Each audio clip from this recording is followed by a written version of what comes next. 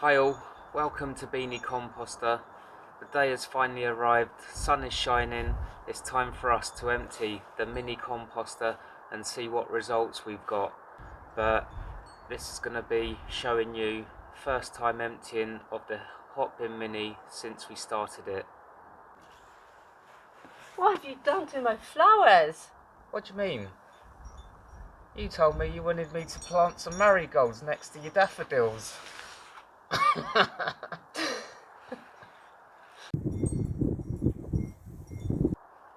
I'm all prepared. I've got a big container and a bucket ready to, put the compost in. I'm not sure how much we're going to get out of it. And if you're into your Hotbin composting, you might have seen a video on the actual Hotbin composting company's website, and they show how they empty their Hotbin, and they actually used a spade, which I didn't think was recommended. I'm not going to use that. And ironically, when they emptied theirs, it just didn't look right. Nothing fell down. It just was completely unreal to real life emptying a Hotbin. So I don't know if they'd put some resin in there or something to keep the compost, or whether that had just been in there for an awful long time, because every time I've emptied one of these Hotbins, and I've done it a lot of times, if you take the whole lot out, it would just collapse. But for some reason theirs stayed like completely empty without any collapse. So today I'm actually going to use the raking stick like I normally do. And if you're new to our channel, this is about the Hotbin composting, what it's like owning one and looking after maintaining all those sort of things. And on this channel we show you realistic things, what happen with the Hotbin. And this isn't, I'm not going to be able to empty this today without it collapsing. So if you're watching that video on the Hotbin company, that's not exactly what it's like when you actually own one in real life. Since starting the mini, we've had it hot composting most of that time. There's been the odd few days, a week here and there where it actually went cold, which you've probably seen on our previous videos. But in the last week or two, it just started dropping completely down to 40, then a bit lower. And for me, with all my experience, that was a sure sign that it needed emptying, as in we've restricted the airflow at the bottom where it's just compacted so much. That actually happened with the larger one, which I emptied midweek, and that's come back up to temperature. But we wanted to wait until we got a real good day to film this, as it was like the first time emptying it. So I've left it for a week or two, have a look inside what's happening. Like I say, with that Hotbin composting company, if you looked inside of theirs, it just didn't look like they'd been putting any fresh compost in there. It looked like it had been standing for like probably a year or more before they actually emptied it. But as I've said, emptied this midweek and tried that, taking it all out. Mine was a little bit wet, not mega wet, but it just collapsed straight away. So have a look inside our mini and what's going on at the moment though. So completely dropped in temperature. A week or so ago we were hot composting, but I just noticed, and with my experience, as I've said, that was a sure sign that even me giving it a good stir up isn't going to revive it. I need to take some of the waste out of the bottom because that's just too compacted. But this is all waste that I've put in.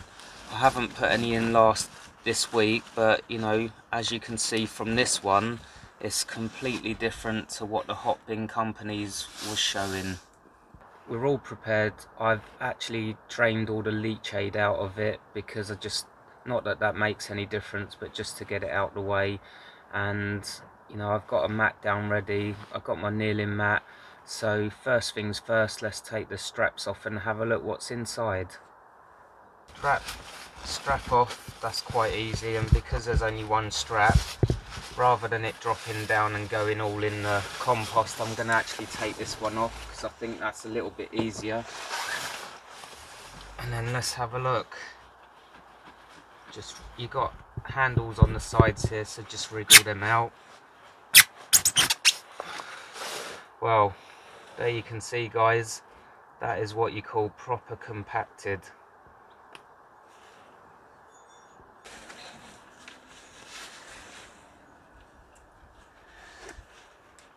When you take the front hatch off, put it somewhere safe while you're emptying your hot bin, because you don't want to just step back and, you know, snap it in two. That would be an absolute nightmare. So guys, what do you think? It looks absolutely superb to me, but I've already spotted a couple of things that you might be interested in. Right on the corner here, I've just noticed we've got a slug that seems to have gone between the crevices of the hatch door and the side, and you know, that's a bit of a concern if you don't want to have slugs and that in your compost. And I've also noticed we've still got loads of those little flies all over the hot bin. For some reason, this is the first year I've noticed those, and a few people have on the channel mentioned about them. I don't think they're any concern to your hot bin compost, but yeah, I've just noticed them. There's some around here, and when I took the actual hatch door off, they were on that. But generally speaking, this compost looks amazing. We've had a few worms, which is, you know, for me it's normal. You always seem to see some worms in the bottom, so that's not really an issue in it. If anything, it's a good sign that, you know, you've got some worms in there. We'll start digging it out now. Oh, sorry, Roger. Can you take this slug and put it in a big one, please?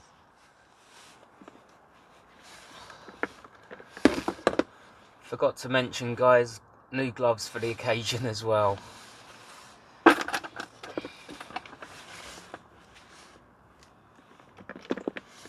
So as you can see, lovely composts.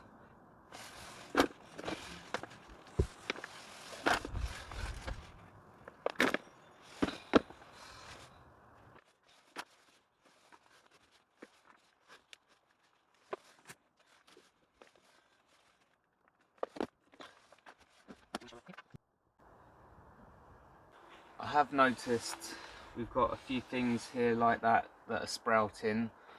Because the hot bin's gone cold, that is going to happen when it's been left for you know, a few days or a week or so. Stuff will start to sprout, but don't be concerned about that. Once we've got all this emptied and we get it all back up to how it should be, it won't be long before it starts hot composting again, and all this stuff will just get destroyed.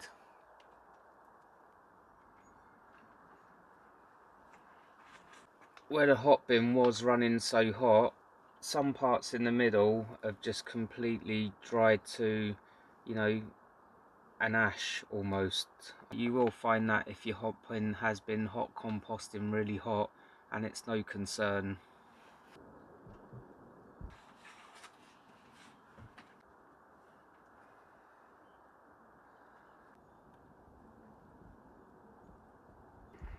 Now I've got to, you know, that core part that I sort of patented. Only joking. But I've got to that core part. I've actually just kind of went to move a little bit that core, and I could see it was all about to fall down. And as this is coming down, a little bit of steam is coming out, so you can tell that the whole reason your hot bin had gone cold and you're not able to put any more in is just because it's too compacted. You could see how compacted that was when I opened the hatch door, and you know, there is heat in there. I don't know if it's coming out on camera, but I can feel it with my hand. It's, you know, we've been hot composting because of that colour there, and you know, I'm going to take as much as I can now, and then we're going to take out that little bit, and I'll just prove to you that it will collapse no matter what you do with one of these hot bins. So I don't know how they managed to do it on the hot bin company's website without it collapsing. I just don't know how they managed that. But you know, hopefully it is coming out on camera, but I can feel the heat is in there.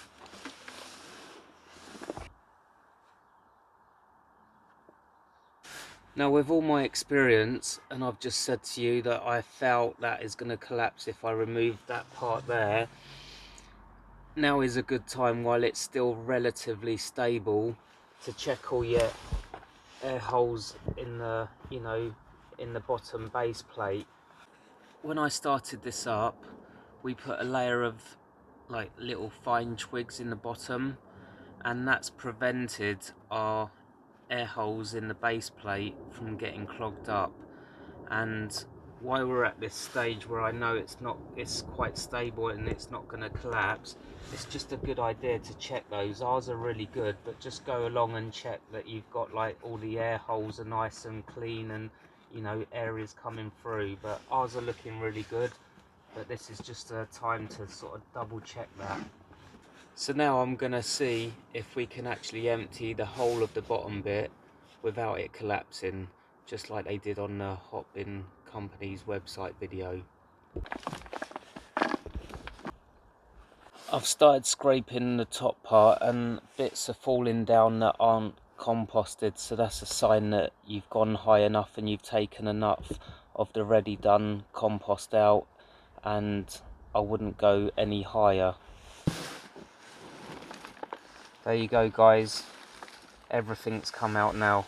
So that just proves to you that what the Hotbin company was showing just doesn't happen, probably once in a million times. When I got to that stage where I'm showing you to clean the holes in the base plate, that's a good time if you've got some little twiglets, that you can put them back in there just to prevent the air holes from blocking up. But because I've got enough bulking agent in this compost, I know that's not going to really be a problem. But if it has collapsed like this, don't worry, don't spare. All you need to do is just get all that fresh stuff out the way and we can reintroduce that back into the hot bin. So I'm going to just tidy this up and then I'll show you on the Mark II what you need to just double check before you put the door back on. If you have got the Mark II, you might not realise with the Mark I the air vent is on the outside, so you don't need to really worry about it on the Mark I when you're emptying your hot bin. But with the Mark II, as you can see here, a lot of debris will fall down into that gap there where the actual air vent plate is. So just try to get as much of the stuff that's fallen in there out.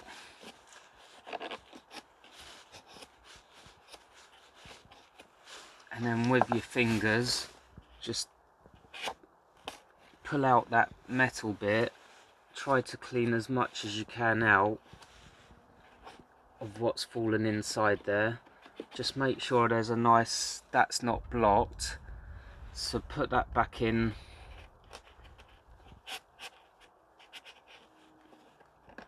And just make sure you can see with your fingers there that there's no compost there that's going to, you know, stop any air from getting in there, because that's vital for the hot bin to work. So just clean that up first before you put your hatch door back on, because once the door's back on you won't be able to access that.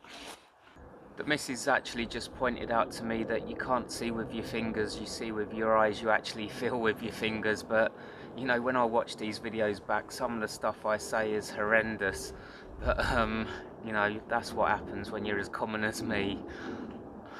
I just wanted to point out with this hatch door, we've just seen another little slug that's crept in the crevice there. So you know, not ideal, and the missus starts to panic when she sees slugs in the compost because she doesn't want to use it for potting or, you know, for actually, you know, planting larger plants on. So yeah, like, just be careful that, you know, in your crevices you've not got any slugs, so just look out for that. And, you know, hopefully the robin or something will come along and eat that in a second. But with your hatch door, just give it a nice clean off. If you want, you can use some water if you want to get it squeaky clean, but it doesn't really matter. But just make sure everything's nice and, you know, clean, and there's no sort of bits of bulking agent that's going to damage your hot bin when you put the lid back on. So just give that a nice little clean with a brush or a bit of water, whatever you fancy, or if you like me, just use your finger. but that's not too bad. So we're gonna put that back on, and then we're gonna introduce all the compost that fell out back into the hot bin. This is definitely like that game Twister, but with Hotbin composters, because I've managed to get myself into positions I don't even know if I can get out of. But as I say, once you've put the hatch door back on, just give it all a nice little, stir up so it collapses right to the bottom. And we're going to introduce back into, hang on, I'm not allowed to say introduce, we're going to put back into the hot bin the stuff that's come out that's not composted.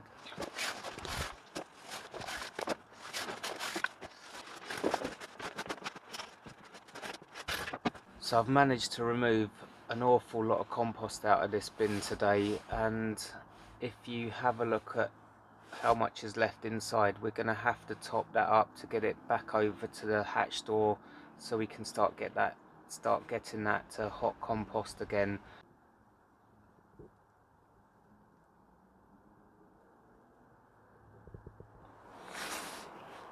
A couple of hours after me emptying all the compost out of this and stirring it up so everything goes down to the bottom, I've just come out to sort of top it up. I've looked inside and loads of worms have come up, so I'll show you what's happened here, and then I'm going to just take them all out and spread them on the garden, because otherwise they're just going to end up getting hot composted in this bin. But have a look.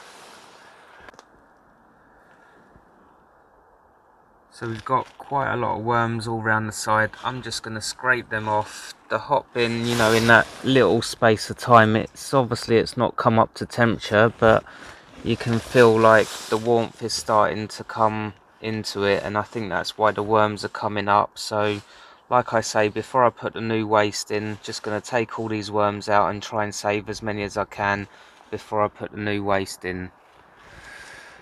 So if you do find that happens to you, don't just pour the worms back in, try to take them out. If you're storing your compost, just put them into there. They'll help break down your compost even further, but don't try and kill them because they're actually really good for the garden. So after just over 3 months of hot composting, we have produced just over 6 builders buckets worth of compost, and I think you'll agree with me, it's actually very, very good compost considering how long it's been in that hot bin for. All that's left for me to say is, we're delighted with our results. I hope this video has helped you out, and if it has inspired you to look at getting a hot bin, don't forget to subscribe to our channel to see more videos that give you helpful tips on how to run one of these things.